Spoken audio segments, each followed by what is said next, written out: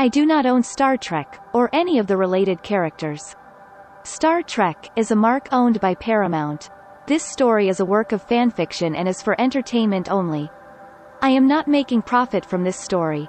This is a tribute. All rights of Star Trek belong to Paramount. This fanfiction takes place between the second and third movies of the Kelvinverse. Star Trek Reloaded. Chapter 5. Gentlemen, start your engines. Back rigidly leaning against the back of the chair, arms folded and gaze fixed on his interlocutor. The young Spock listened attentively to Captain Notby, the man, perhaps, from the future. A time policeman, no less. Old Spock had remained standing for a long time listening to the heated debate between the two, but, finally, he had to give in to age and had sat down on the edge of a bed in that small, modest, third-floor hotel room order. Ultimately you suggest that I take, I don't know how, a path that would inevitably lead to the annihilation of an entire timeline in favor of another. Maybe, and I underline, maybe, pre-existing end. More meritorious than the current one, in your opinion. The young scientific officer openly challenged the captain's long dissertation. His words, rather than incredulity, seemed to contain millions of reasonable doubts. Explain to me why, you, should survive at the expense of, us. We're not talking about you and us here. Captain Notby seemed to get excited, while the elderly Vulcan ambassador struggled to tame the whirlwind of conflicting thoughts that gripped him more and more.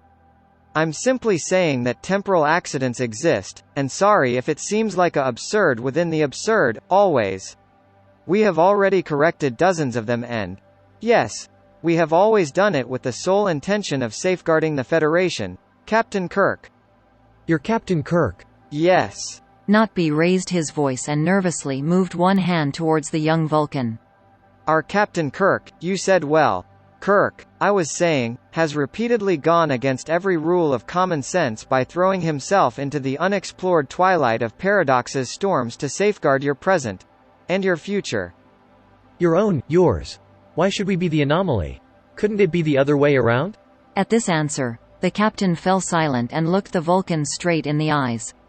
It seemed difficult to believe that he was dealing with the same Spock that, in recent weeks, he had come to know and appreciate, and yet the young officer's logic was impeccable. Sometimes, Notby said, for love you even have to kill. Please, merge your mind with mine. Spock glanced briefly at his future self, a silent witness to the dialogue, and, without preamble, placed his open right hand close to the human's head. 31 lap. The Spock of the future remembered very well the ridiculous attempts of his captain in taming an ancient automobile with manual gears and a combustion engine. He would have been very surprised to see another James T. Kirk casually driving a recalcitrant antediluvian mechanical monster. The Lotus attacked the curves of Kyalami with extreme malice, often putting the external wheels on the grass and dirt, grazing unlikely safety devices such as hay bales and guardrails of dubious usefulness. Kirk felt frustrated. A March and 2 BRM blocked his way to the podium. Second gear. Third, fourth, fifth. Third, fourth, second, third. He approached Sunset Bend at what he believed to be great speed but, dazed, saw a Ferrari speed past him.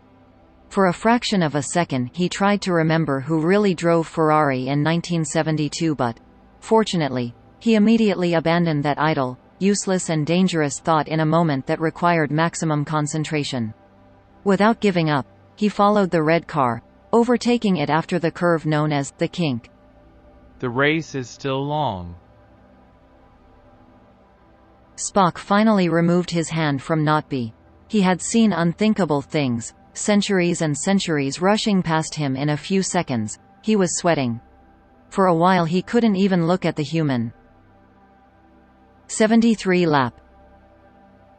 Kirk struggled to keep up with an attacking McLaren while, in front of him, a BRM had retired with its engine on fire. You are wonderful, Doctor. And now what do we try? Michaela skipped naked around the camper. McCoy followed her every move as if in a daze. It had been a long time since he had been able to give the term, ecstasy, a definition. Baby, I know every inch of the female anatomy. It's like I'm programmed for a wide range of pleasures, and... Oh. Exclaimed the girl. Can you hear the speaker? It seems that your driver is fighting for the very top positions. The doctor slowly regained consciousness. Sugar, I'd better go and see, don't you think? She put on a pouty face for a moment, only to immediately disperse it in a thunderous laugh. Of course, doctor, but later you'll take me with you to the end of race party. McCoy smiled and quickly got dressed. 74 lap. The race was almost over and Kirk was in second place, just behind a March. Coming second was an excellent result that would have more than repaid the rent of a team and a winning car, but it's not the first place. 75 lap. The Lotus attacked the March at the entrance to the Liucop bend. The leading car allowed itself an unexpected change of trajectory and the Lotus took off, hitting the rear tires of the March.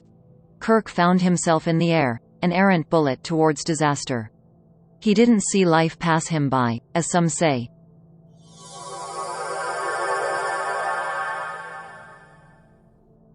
Scotty watched as the two figures materialized in the teleportation chamber.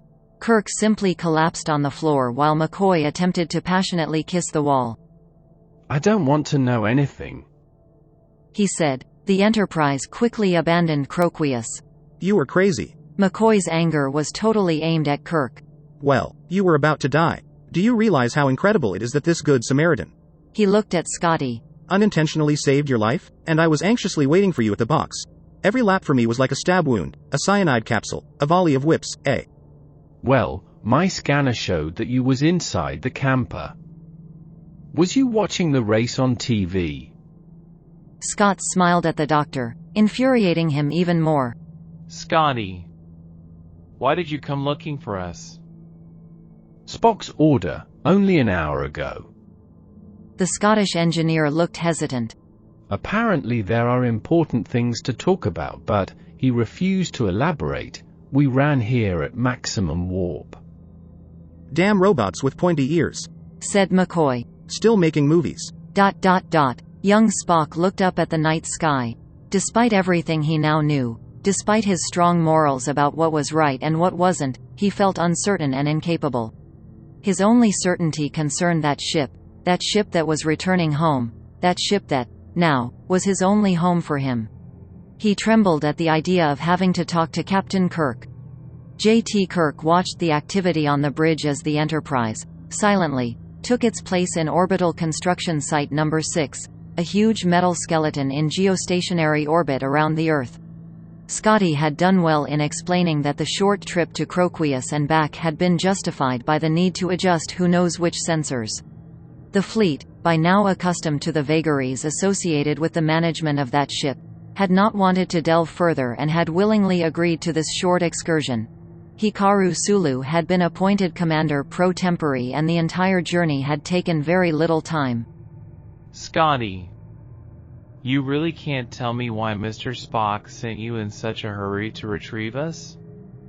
Kirk didn't like to be pedantic, but it was impossible not to see some embarrassment in the chief engineer as he struggled to give justifications unlikely to the strange command of the scientific engineer. Evidently there's more common sense in that pointy-eared pumpkin than I thought, and he wanted to prevent you from killing yourself. Besides, you came very close this time too, and... Bones, that's enough. Kirk's tone sounded peremptory, muting the doctor for a moment, busy with yet another endless lament. McCoy looked at him grimly, shook his head and turned to an astonished Scott. When this kid, he pronounced, kid, well, intends to kill himself again, Scotty, please, let him do it. Saying this he turned his back and headed towards the turbolift. Kirk hinted at a smile, only to return like a bloodhound to the initial topic. So Scotty, do you really have nothing to say to me? You don't move thousands of tons of spacecraft without a damn good justification. The engineer looked everywhere nervously, carefully avoiding the captain's gaze. In fact, I don't know. Spock only told me that it was an important situation, that there were serious reasons that required his presence on Earth as soon as possible. Reasons so important that you can't make a transwarp call? And, even... He lowered the volume of his voice, almost to the point of whispering. Even so important as not to inform the fleet? Well, this on Spock's part is really strange, too strange. He leaned his back on the command chair but, despite several attempts, he couldn't find a position. If even a Vulcan managed to take similar initiatives without respecting the hierarchies. Well, there had to be something very, very big behind it. And Sulu? Scott smiled. Captain, Sulu knows absolutely nothing. He swallowed the story of the sensors without difficulty, and I managed to pass off his unexpected arrival on board as completely coincidental. Oh, of course. Sulu appeared as if from nowhere behind the engineer. The universe is small and... Whoa. As it happens, we meet our captain on holiday. Nothing strange, what could it be? Saying this, he clapped his hand up behind Scott and, after winking at Kirk, continued his interest in the activity on the bridge. The chief engineer was about to speak again but was providentially interrupted by the telecommunications officer. Captain Kirk, there is a call for you from Earth. It is the science officer. Scott's worry seemed to deflate in a second. Thank you, Lieutenant Cantor. Pass it to me in the officer's lounge and... Scotty, don't gloat. I'm not finished with you yet. Kirk got up and quickly went to the secluded room. The serious face of the young Vulcan appeared on the monitor. I hope I haven't interrupted anything really important. The captain made a strange grimace. Of course not. I was already getting tired. All that fun, those beautiful beaches, all those wonderful women. Captain, I sense you're making fun of me, but there's no time for these things.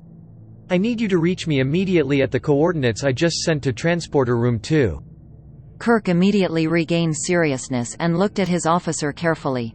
Spock, this is strange behavior on your part, and I know there must be something very important behind it. I would say it's important like never before, said the elderly Vulcan who appeared behind the scientific officer.